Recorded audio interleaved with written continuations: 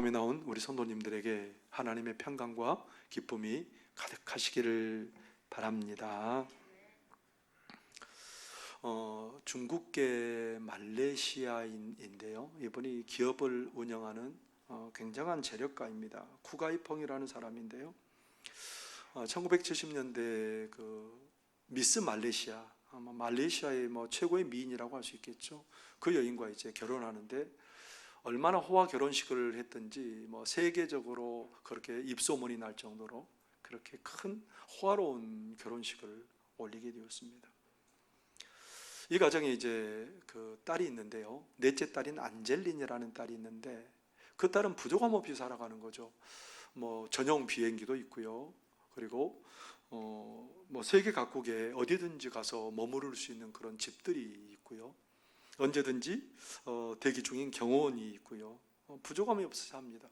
이제 아버지 회사에서 경영을 배우려고 이제 일하다가 영국의 옥스퍼드 대학에 공부를 하러 갔습니다. 대학원에 이제 석사 과정에 공부를 하러 갔는데 거기서 만난 남성과 사랑에 빠지게 되었어요.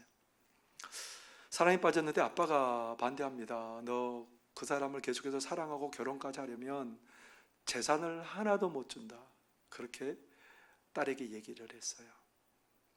근데 그 안젤린에게 돌아갈 재산이 얼마 되냐면 5,400억입니다. 여러분 같으면 누구를 택하겠습니까? 돈을 택하겠습니까? 사랑을 택하겠습니까?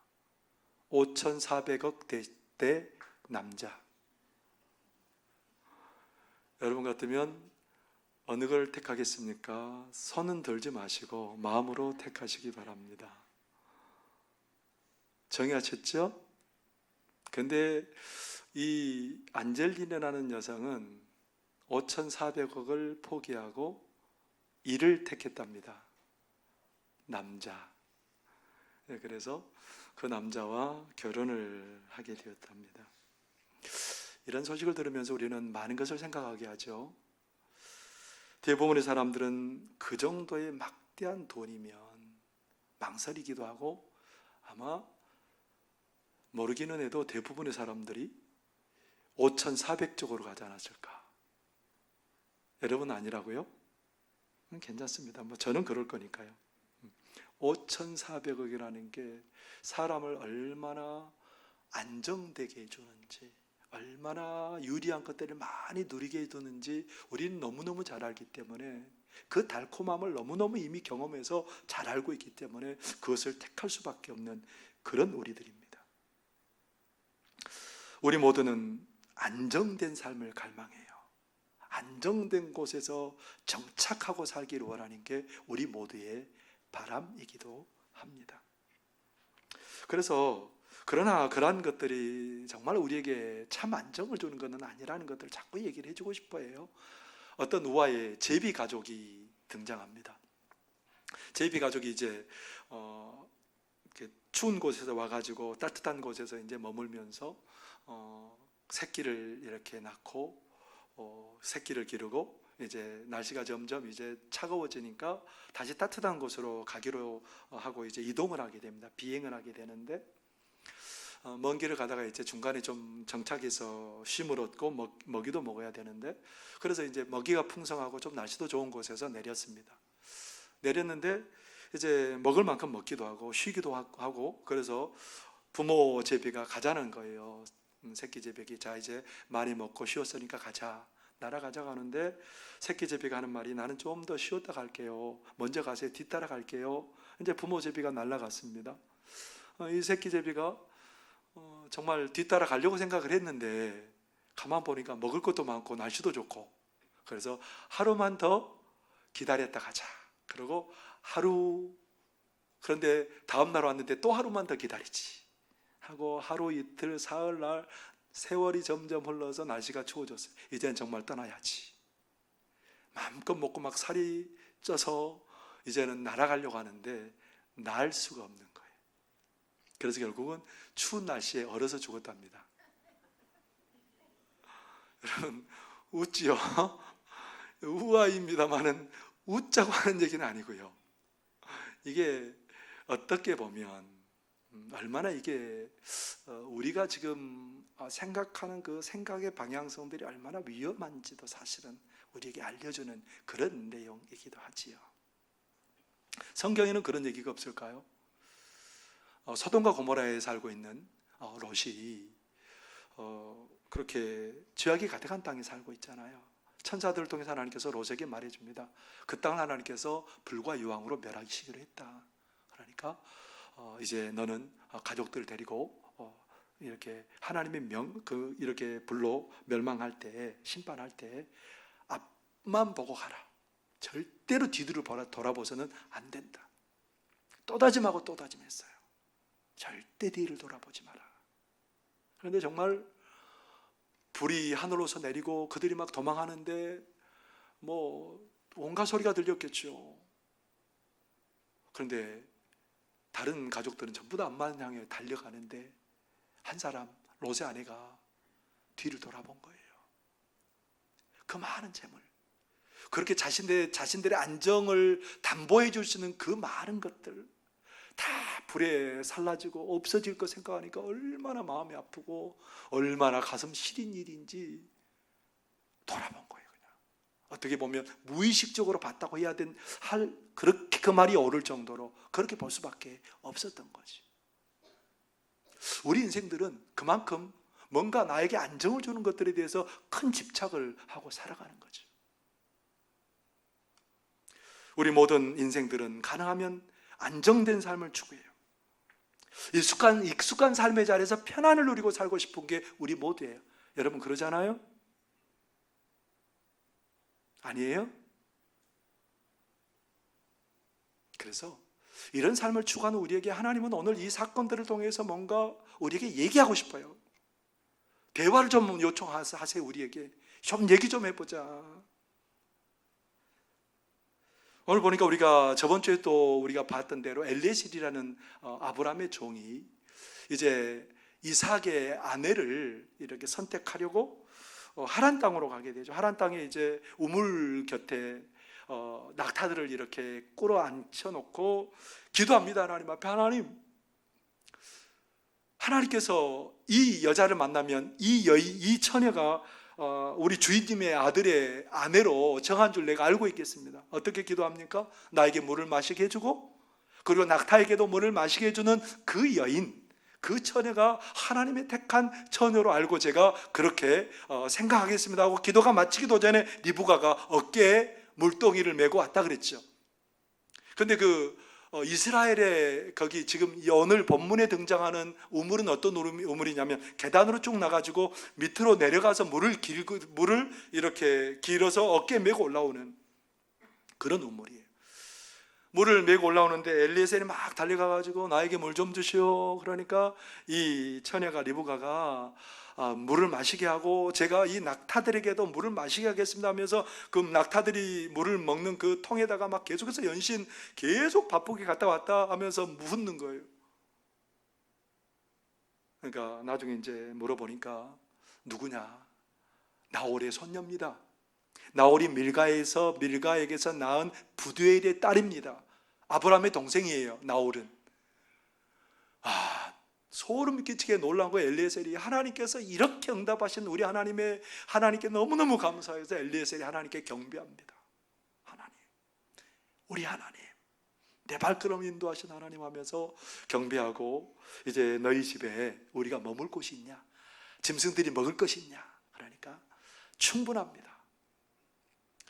엘리에셀이 금 코걸이를 하나 주고 그리고 손목고리를 2개를 금 손목고리를 줍니다. 이게 리브가가 막 집에 달려가서 이런 상황들을 얘기를 하고 그러니까 리브가의 오빠 라반이 얼른 밖에 우물 곁으로 가가지고 우리 집으로 오시라고 들어오시라고 그러면서 엘리에셀의 일행을 맞이해서 그곳에서 발을 씻게 하고 또 짐승들에게 사료를 먹이고 음식을 준비합니다. 음식을 준비하고 이렇게 배설을 하는데 엘리에셀이 안 먹어요.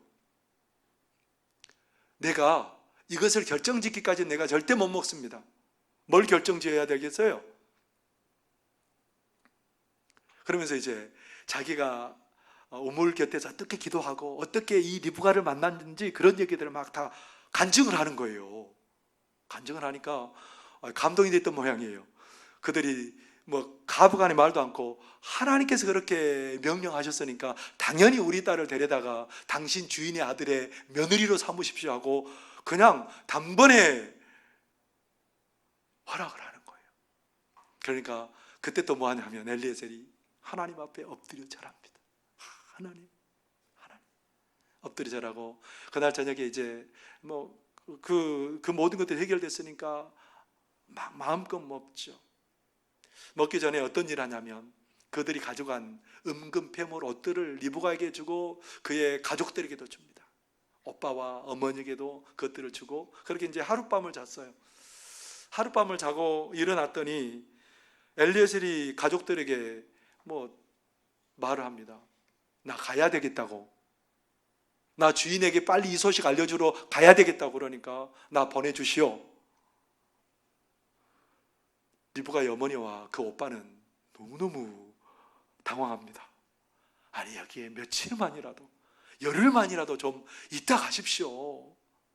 뭐 그렇게 서두를 이유가 뭐가 있습니까? 좀 머물다 가시지요. 그러니까 이거 이 문법적으로 보면 계속해서 요청한 것으로 그렇게 소개되고 있어요. 문법적으로 보면 그래. 계속해서 요청하니까 저들의 상황이 그런가 보다라고 좀 물러나면 얼마나 좋겠어요. 근데 안 물러나요.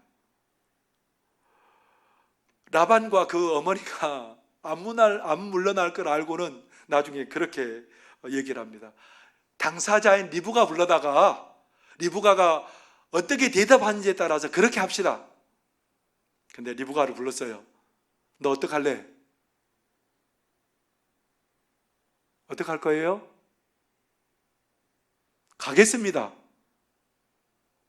아니 세상에 가겠답니다. 하루도 안 머물고. 그래서 이제 너무 안타까운 그 가족들은 그 리브가를 축복하면서 너는 천만인의 어머니가 되고 내 씨로 그 원수의 성문을 얻게 할지어다. 많은 자손을 보게 될 것이고 큰 강한 민족을 이루게 되라. 그런 축복의 말을 하고 떠나보내는 거죠. 하나님께서 오늘 하나님을 경외하는 사람 엘리에셀과 앞으로 언약의 가문을 이어갈 리브가의 모습을 통해서 우리에게 늘 안정된 것을 추구하고 영원히 이 땅이 내가 살 곳이라고 생각하고 정착하기를 원하는 우리에게 선민의 유전자가 뭔지 다시 한번 좀 알려주기를 원하는 거예요. 저번 주 우리는 선민의 유전자가 뭐라 그랬어요? 선민의 유전자로 하나님이 뭘 주셨다고요? 섬김의 유전자를 주셨다고요. 그러면 오늘은 선민의 유전자로서 우리가 하나님이 우리에게 주신 유전자가 뭘까요, 여러분? 오늘 이 두 사건들을 그 두 사람의 모습을 통해서 우리에게 알려주기를 원하는 거예요. 엘리에셀은 사실은 큰 산을 넘었어요. 그 엄청나게 큰 산을 하나님의 은혜로 넘었어요. 그랬으니까 이제 큰 일들, 큰 산 넘었으니까 좀 쉬었다 가야 되잖아요. 앞으로 20일 정도 자기 이제 땅으로 돌아가려면 그 강행군을 해야 되는데 한 보름 정도 쉰다고 누가 뭐라 그래요? 아브라함이 나중에 참 잘했네. 그럴 거 아닙니까? 근데 엘리에셀은 안 머물러요. 그냥 나는 떠납니다.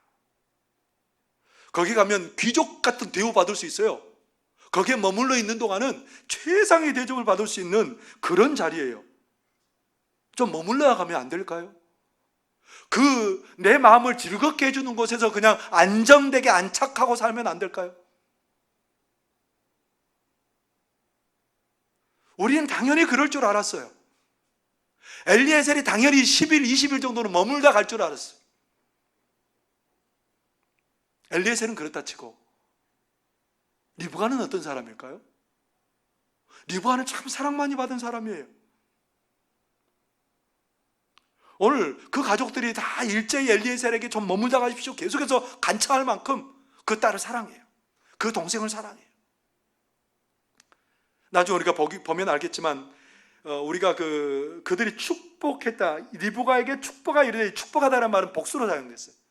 리브가의 가족들이 그를 얼싸안고 그렇게 축복했다라는, 사랑으로 축복했다라는, 그렇게 사랑하는, 사랑받는 가족 곁에 머물고 싶은 게 리브가의 심정 아니겠습니까? 하루라도 그곳에 머물고 싶은 거예요. 가면 언제 올지 몰라요. 그 먼 길, 아낙네 혼자 평생 한번 와볼지 못 와볼지 모르는 그 길을 가는데 어머니와 친구들과 함께 더 있고 싶은 마음이 있는 거예요. 근데 리브가가 뭐라고 대답해요? 강했습니다. 하나님의 말씀을 읽는 사람들을 당황시킬 정도로 세상에 왜 이렇지? 왜 이렇게 우리가 하나님의 말씀을 읽으면서 이거 깜짝 놀라잖아요. 하루도 아니고 그냥 지체하지 않고 떠나가는 그들의 모습을 보면서 하나님께서 우리에게 일러주고 싶은 게 있어요. 안착하고 싶고 그렇게 우리가 늘 그냥 편안한 곳에 안락한 곳에 머물고 싶은 우리에게 하나님께서 하고 싶은 말이 있어요. 우리에게 어떤 유전자를 주셨다라니 그게 뭐예요? 떠남의 유전자예요. 다른 말로 하면 나그네라는 거예요. 떠나라는 거예요. 너희는 나그네라는 거예요. 우리 하나님께서 엘리에셀과 리브가를 통해서 우리에게 떠남의 유전자가 있다라는 거예요. 나그네라는 유전자를 우리가 다 가지고 있다라는 거예요. 그 유전자는 어디로부터 출발되었을까요? 하나님으로부터 출발했겠죠.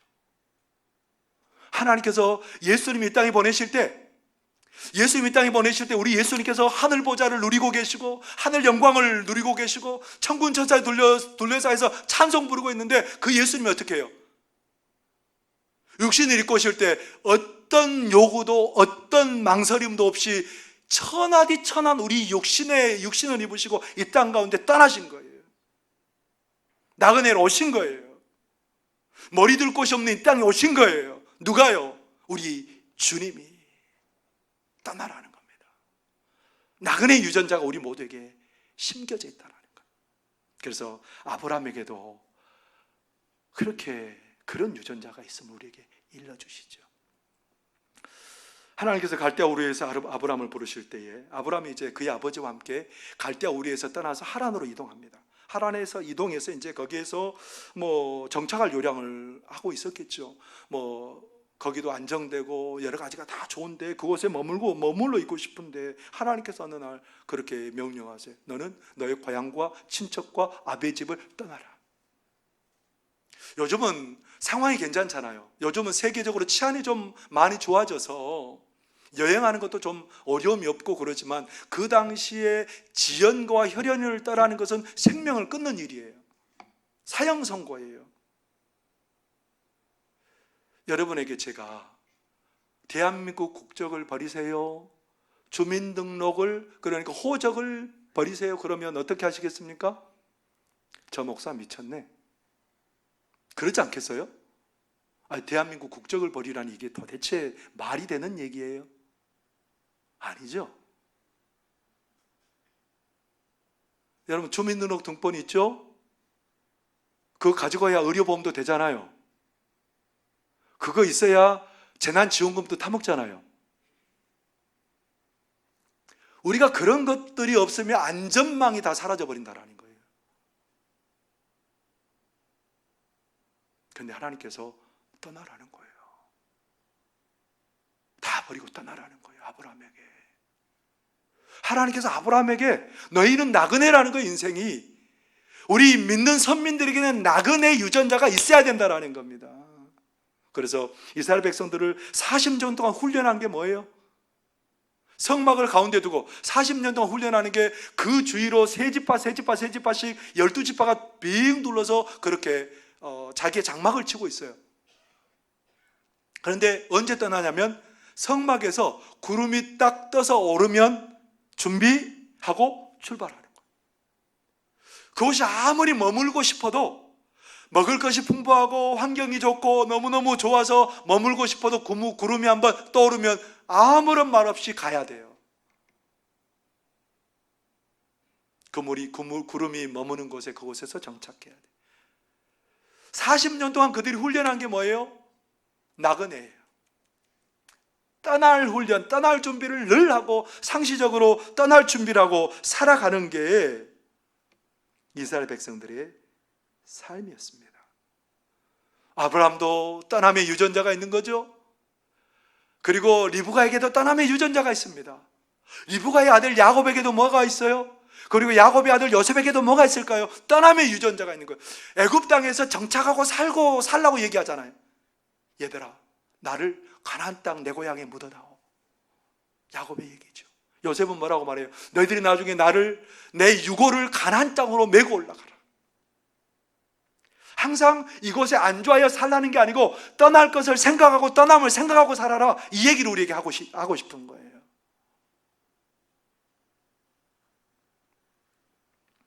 그런데 왜 우리 하나님께서 그렇게 떠남의 유전자, 나그네 유전자를 우리에게 심어 놓으셨을까요?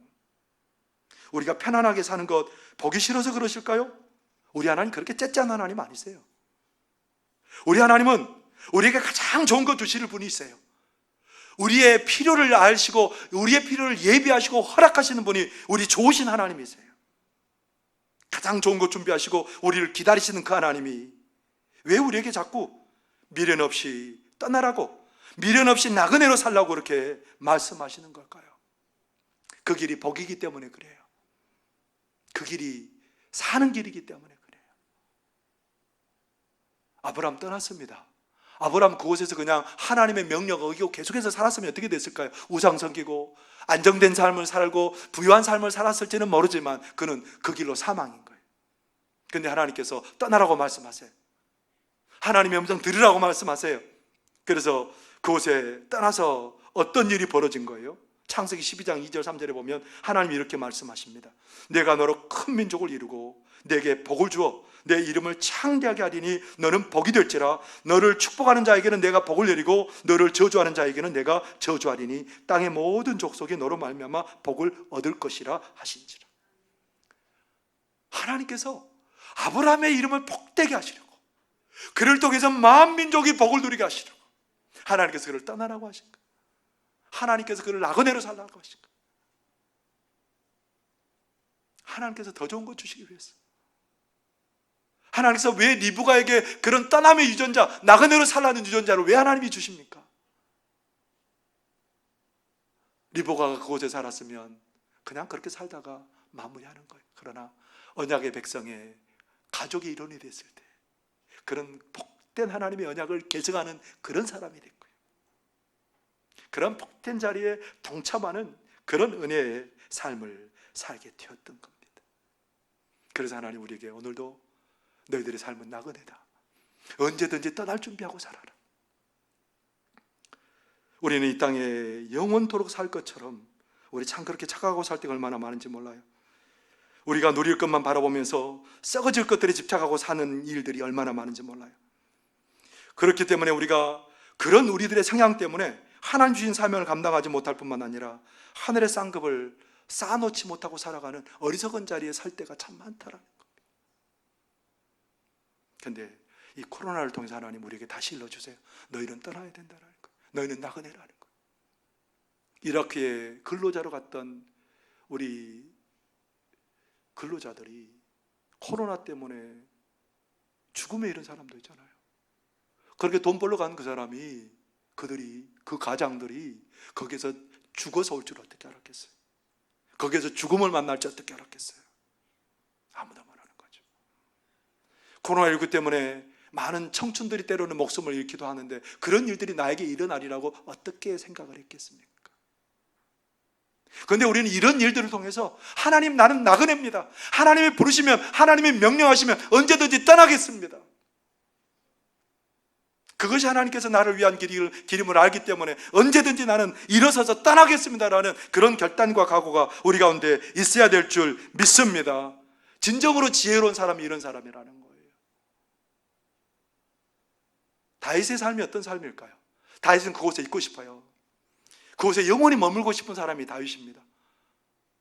왕권이 든든하고요, 나라가 부강하고요, 자기가 사적으로 가진 재물들이 얼마나 많은지 셀 수도 없는 재물들을 가지고 있고요, 신하들은 자기를 존중하고 존경하고요. 그렇기 때문에 그곳에서 영원히 왕하고 싶은 거예요. 그런데 지혜로운 사람은 그것을 버릴 줄 아는 사람이에요. 다윗이 역대상 29장 15절에 보면 뭐라고 고백하고 있는 줄 아세요? 우리는 우리 조상들과 같이 주님 앞에서 이방 나그네와 거류민들이라 세상에 있는 날이 그림자 같아서 희망이 없나이다. 나는 나그네고 그림자 같은 사람입니다. 그래서 어떻게 해요? 자기가 소유한 사적인 그런 재물들을 하나님의 성전을 짓는데 전부 다 내놔버려요. 하나님이 그거 필요하다고 하니까 다 내놔버려요. 난 나그네입니다. 이곳에 영원히 살 사람 아닙니다. 하나님이 필요한데 내 생명도 드리고 내 물질도 드리고 나를 드리겠습니다. 그렇게 고백하며 살아가는 거예요. 그게 하나님께서 우리에게 주신 나그네 유전자요, 떠남의 복을 우리에게 주신다라는 겁니다. 인도네시아에서 선교 사역을 감당하고 계시는 이용규 선교사님이 있습니다. 이분은 미국에서 공부하는데 하나님께서 갑자기 이슬람 역사에 대해서 공부를 하게 하시는 거예요. 자기도 그때는 왜 하나님께서 그 길로 인도했는지 몰랐대요. 나중에 보니까 왜 하나님께서 이제 선교사로 헌신하면서, 그가 사실 원했던 곳은 어떤 곳이냐면 대학 교수가 되어서 학생들을 가르치고 연구 활동을 하고 그렇게 살아가는 게 그의 꿈이었습니다. 그런데 하나님께서 그가 안주할까 봐 그곳에서 그런 꿈이 아니라 선교사로 하나님께서 헌신하게 하고 그곳에 머물게 하신 거예요. 제일 처음에 어디로 갔냐면 몽골 땅으로 갔습니다. 몽골 땅에서 학교도 세우고 교회도 세우면서 참 멋지게 선교 사역을 감당했습니다. 그 정도 멋지게 선교 사역 감당했으면 그곳에서 머물러 있어야 되는 거죠. 안정적으로 사역해야 되는 거죠. 그런데 그곳을 떠난 거예요. 전혀 망설임 없이 다시 사역지를 인도네시아로 옮깁니다. 떠난 거예요. 실패해서 떠난 게 아니고요, 가장 잘 되고 가장 모든 열매가 풍성할 때 떠난 거예요. 인도네시아에서 같이 선교하는 그런 동역자들도 보면 어떤 사람들이 많냐면 미국에서 공부하고 그리고 거기에서 강의를 할 만한, 교수를 할 만한 그런 사람들이 함께 와서 사역비도 받지 못하고 함께 동역합니다. 예수님이 그들에게 베푸신 것들이 너무 크기 때문에 그는 하나님의 부르심 따라서 그들은 아무런 보수 없이 그렇게 헌신하고 충성하는 그런 삶을 살아가고 있다는 겁니다. 나그네로 사는 거예요. 그들이 이 땅이 영원한 것이라고 생각했으면 자기들이 가진 것 가지고 이 땅에서 모든 것을 쌓아놓고 살 거예요. 그런데 그는 그러잖아요. 하나님께서 어떤 유전자를 주셨기 때문에요, 떠남의 유전자, 나그네로 살아가는 그 유전자를 받은 자들마다 하나님의 부르심에 응답하고 헌신하는 삶을 살게 될 줄 믿습니다. 이런 삶을 사는 사람들, 나그네, 내가 떠남의 유전자를 가진 사람인 것을 인식하고 사는 사람들은 하나님의 부르심에 응답하고 살아요. 사명 감당하고 살아요. 그리고 하나님께 칭찬받는 삶을 살게 되는 겁니다. 청루파 시인 중에 한 사람인 박목월 시인을 우리는 알고 있죠. 단지 그가 시인이다, 그런 생각만 하게 될지 모르지만 박목월 시인은 그냥 단순한 시인이 아니에요. 독실한 그리스도인입니다. 장로님으로 교회를 섬겼던 분이기도 합니다. 그의 대표적인 시 중에 하나가 나그네라는 시입니다. 그는 나그네라는 시에서 이렇게 쓰고 있습니다. 강나루 건너서 밀밭길을 구름에 달 가듯이 가는 나그네, 길은 외줄기 남도 300리, 술 익는 마을마다 타는 저녁놀, 구름에 달 가듯이 가는 나그네. 구름에 달 가듯이 가는 나그네. 인생이 나그네라는 겁니다. 언제나 떠날 준비하고 살아가라는 겁니다. 우리는 번향이 있기 때문에 항상 번향을 향해 가는 길은 소망의 길입니다. 번향을 향해 가는 길은 하나님의 풍성을 기대하며 가는 길입니다. 하나님의 동행을 늘 누리며 가는 길이 나그네의 삶인 줄 믿습니다. 하나님 우리에게 다시 심어주기를 원하는 유전자는 나그네, 떠남의 유전자가 우리에게 있음을 알고 언제든지 하나님이 부르시고 명령하실 때에 떠나고 나그네로 살고 그렇게 결단할 수 있는 믿음의 삶에 하나님이 복을 주실 줄 믿습니다. 우리는 나그네입니다. 주님 움직이라고 명령할 때 언제든지 움직이고 떠날 수 있는 그런 결단과 각오가 우리 가운데 있는 그런 성도들이 다 되실 수 있기를 바랍니다. 기도하겠습니다. 사랑하는 우리 아버지 하나님, 하나님 은혜 아니면, 하나님이 아니면 정착할 곳 없습니다. 하나님 아니면 어디에도 안정스러운 곳이 없습니다. 하나님, 우리 하나님 우리에게 나그네 유전자를 주시고 언제든지 떠날 수 있게 하셔서 하나님의 부름에 응답하게 하시고 충성된 종으로 사명 감당하게 하실 줄 믿습니다. 하나님 부르시는 때 언제든지 일어서서 떠나게 하여 주시고 하나님 부르실 때 언제든지 움직일 수 있는 결단과 각오를 할 수 있는 우리 모두가 될 수 있도록 도와주옵소서. 그래서 칭찬받는 믿음의 삶을 살게 하시고 복을 누리고 하나님을 경험하는 삶을 살도록 우리를 도와주옵소서. 예수님 이름으로 기도하옵나이다. 아멘.